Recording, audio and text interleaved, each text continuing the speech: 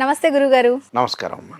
గురుగారు, ఇప్పుడు ఈ ఆగస్ట్ నెలలో ధనస్సు రాశి వారికి గ్రహస్థితి అన్నది ఏ విధంగా ఉండబోతుంది అసలు? తప్పకుండా అమ్మ. ఓం శ్రీ గురుభ్యో నమః. ధనస్సు రాశి వాళ్ళకి కొన్ని గ్రహస్థితుల వల్ల కొన్ని మిశ్రమైన ఫలితాలు వచ్చే అవకాశం అనేది ఒకటి ఉంటుంది. దానిలో ముఖ్యంగా మిశ్రమైన ఫలితాల్లో మనకు చూసుకునేటట్టయితే 6వ స్థానంలో గురుకుజుల యొక్క సంయోగం జరగటం, అంటే గురుకుజులు ఉండటం, అంటే 6th ప్లేస్లో 6వ స్థానంలో గురువు, 6వ స్థానంలో కుజుడు ఉండటం, చతుర్థ స్థానంలో రాహు యొక్క ఫలితం, తృతీయ స్థానంలో శని యొక్క సంచారం వక్రస్థితిలో ఉండటం, అలానే భాగ్యస్థానంలో రవి బుధ శుక్రగ్రహాల యొక్క కలయిక, దశమ స్థానంలో కేతు యొక్క సంచారం అనేది ఉంది. ఇక్కడ ఏదైతే గ్రహస్థితి వల్ల 6వ స్థానంలో కుజుడి యొక్క సంచారం వల్ల అనుకున్న పనులన్నీ కూడా, కార్యక్రమాలన్నీ కూడా నెరవేరే అవకాశాలు బాగా ఎక్కువగా ఉండటం, ప్రయత్నాలు పుణ్య కార్యక్రమాలు చేయటం, ధనాదాయం బాగా పెరిగే అవకాశాలు ఎక్కువ ఉంటుంది, ధనధాన్య ప్రాప్తి, ఇష్టకార్య సిద్ధి జరిగే అవకాశం ఒకటి ఉంది. అంటే మనం ఏదైతే ఇష్టం అనుకున్నామో అలాంటి కార్యక్రమాల్లో ముందుకు వెళ్ళే అవకాశాలు ఎక్కువ ఉంటాయి. ఆదాయం కూడా గణనీయంగా పెరిగే అవకాశాలు ఎక్కువగా ఉంటాయి. అలానే ఆదాయం బాగా పెరుగుతుంది. అలానే బంగారు ఆభరణాలు, దుస్తులు కొనుగోలు చేసే అవకాశాలు ఎక్కువగా ఉండటం, అంటే ప్రతి పనిలో కూడా అనుకూలంగా ఉంటుంది. కీర్తి అలానే అలంకార ప్రాప్తి జరిగే అవకాశాలు ఎక్కువ ఉంటుంది. సభా గౌరవం జరిగే అవకాశం, అంటే గౌరవ మర్యాదలకు లోటు లేదు అని అర్థం. అంటే 6వ స్థానంలో కుజుడు చాలా మంచి చేస్తాడు, గోచారీత్యా చెప్పబడింది శాస్త్రంలో.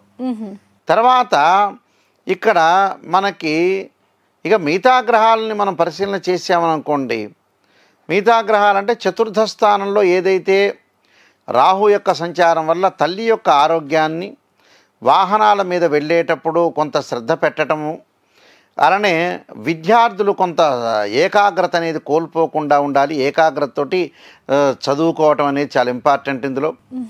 దానితో పాటు స్త్రీలు ఉన్నతమైన భావాల్లోకి వెళ్ళటం, గతంలో ఏదైతే చదువును కానీ, ఉద్యోగాన్ని కానీ, వ్యాపారాన్ని కానీ వాళ్ళు బ్రేక్ చేశారో అలాంటివన్నీ కూడా ముందుకు తీసుకొచ్చే అవకాశాలు ఎక్కువ ఉంటాయి.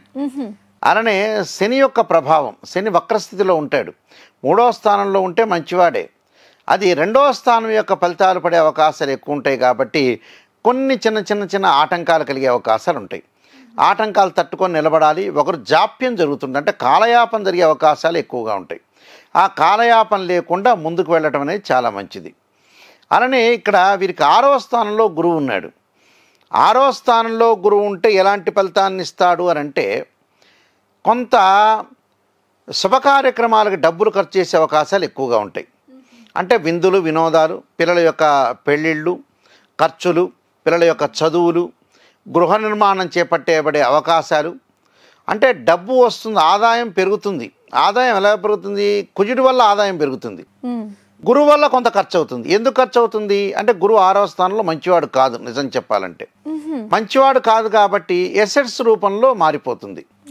అంటే డబ్బులు ఏదైతే ఉంటాయో ఆస్తుల రూపంలో మారిపోయే అవకాశాలు ఎక్కువగా ఉంటాయి. అంటే ఆస్తులు కొనుగోలు చేయటంలో తప్పేమీ లేదు కదా, ఆస్తులు కొనుగోలు చేయొచ్చు. ఆస్తుల రూపంలో డబ్బులు మారిపోయి డబ్బులు ఖర్చు అయ్యే సూచనలు అనేవి ఉంటాయి. దానితో పాటు వీళ్ళకి 8వ స్థానంలో రవి ఉంటాడు. ఎప్పటి వరకు? ఆగస్టు మధ్యలో వరకు, ప్రథమ భాగంలో వరకు. అప్పుడు కొన్ని ఆరోగ్యంగా కొన్ని సమస్యలు వస్తూ ఉంటాయి. అది చిన్న సమస్యలు, పెద్ద ఇబ్బంది పడాల్సిన పని లేదు. అలానే భాగ్యస్థానంలోకి శుక్రుడు రావటంలో వివాహాది శుభ కార్యక్రమాల్లో పాల్గొనటం, స్త్రీ పురుషులకి మంచి సంబంధాలు వచ్చే అవకాశాలు, వ్యాపారాలు బుధుడి వల్ల వ్యాపారం పెట్టుకోవచ్చు, కొత్త వ్యాపారాలు పెట్టుకోవచ్చు, ఉన్న వ్యాపారాన్ని కొనసాగించుకోవచ్చు. అలానే రవి మళ్ళీ అష్టమం నుంచి నవమంలో మారటం వల్ల కొంత ఆరోగ్యం అనేది సెటిల్మెంట్ అయ్యే అవకాశాలు ఉంటాయి. ఆరోగ్యం అనేది కొంత కుదుటపడే అవకాశాలు కూడా ఎక్కువగా ఉంటాయి.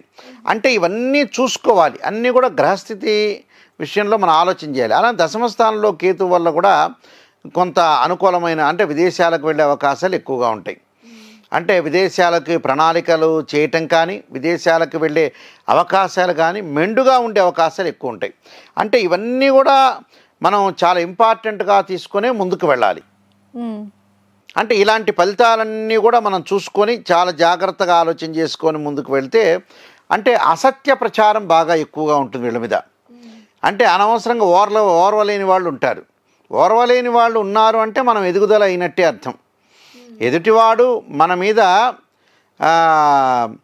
ఏదైతే ద్వేషంతో ఉన్నాడో అప్పుడు మనం ఎదిగినట్టే అర్థం. అంటే ఎందుకు ద్వేషంతో ఉన్నాడు అంటే మనం ఎదుగుదల ఉన్నాడు కాబట్టే ద్వేషంతో ఉంటాడని అర్థం. అంటే ఈర్ష్యా స్వభావం మన మీద ఉన్నట్టే ఉంటే మనం బాగుపడినట్టే అర్థం. అది దాని కాన్సెప్టే అది.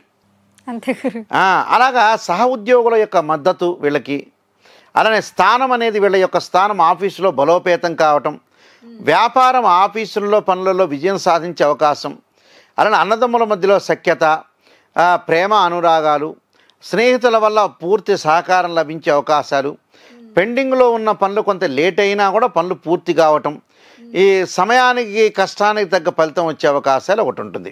కానీ తొందరపాటు నిర్ణయాలు మటుకు ఎట్టి పరిస్థితుల్లో కూడా తీసుకోకుండా ఉండటం మంచిది. దానివల్ల కొంత కార్యనాశనం జరిగే అవకాశాలు ఉంటాయి.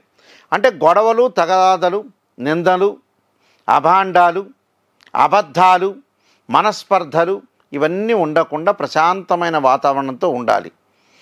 కొత్త వ్యాపారం చేసినా కూడా కొద్దిగా పెట్టుబడి మాత్రం పెట్టుకొని చేసుకోవచ్చు, కొత్త వ్యాపారం చేయొచ్చు అని అందరిని అడిగి చేయటం అనేది మంచిది. కానీ కొత్త ఉద్యోగంలో చేరేటప్పుడు బహుజాగ్రత్తగా ఉండి ముందుకు వెళ్ళాలి. కొత్త వ్యక్తుల పరిచయ విషయంలో కూడా శ్రద్ధ పెట్టి ముందుకు వెళ్ళాలి. డబ్బులు ఎక్కడా కూడా అప్పు ఇవ్వకుండా ఉండటం మంచిది. కొన్ని పరిహారాలు చేసుకొని ముందుకెళ్తే చాలు. ఎలాంటి పరిహారాలు చేసుకుంటే మంచిది గురుగారు ఈ రాశివారు? తప్పకుండా వీళ్ళు దత్తాత్రేయ స్వామి యొక్క కవచాన్ని, దత్తాత్రేయ స్వామి యొక్క పారాయణాన్ని, గురువు బాగలేడు కాబట్టి దేవానాంచ ఋషీనాంచ గురుకాంచన సన్నిభం బుద్ధిమతం త్రిలోకేశం తం నమామి బృహస్పతిం అనే మంత్రాన్ని చక్కగా చదువుకోవటం.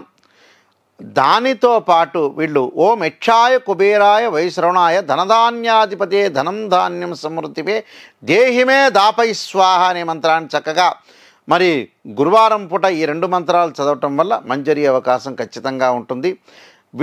వీలైతే మినుములు దానం చేస్తే చాలా మంజరి అవకాశాలు ఖచ్చితంగా ఉంటాయి. మినుములు, నల్ల నువ్వులు దానం చేస్తే మంచి సుఫలితాలు జరిగే అవకాశం అనేది ఖచ్చితంగా ఉంటుంది. చాలా చక్కగా చెప్పారు గురుగారు. ధన్యవాదాలు. నమస్కారం.